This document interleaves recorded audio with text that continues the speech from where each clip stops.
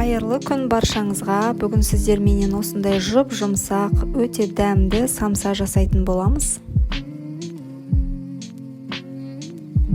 Ол үшін ұнымызға дрожжи, тұз және де бөлме температурасында тұрған сары майымызды салып, араластырып, ұнмен біріктіріп аламыз.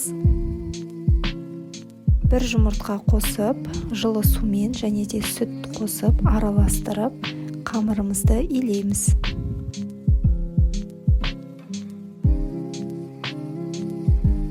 Қамырымыз тым қатты немесе тым жұмсақ болып кетпеу керек.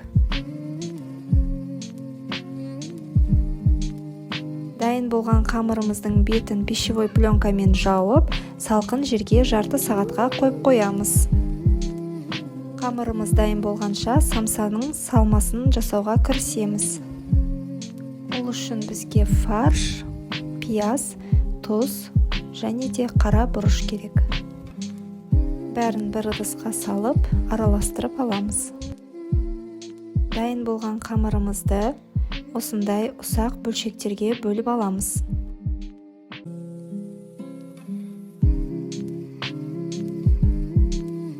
Күлшелерімізді жайып, арасына салмасын салып, самсаларымызды түйіп шығамыз.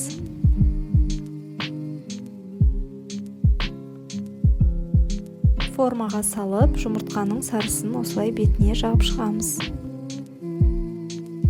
Кейін 250 градуста қызып тұрған духовкамызға салып пісіріп аламыз. Міне біздің самсаларымыз осындай әдемі болып шықты. Міндетті түрде жасап көріңіздер.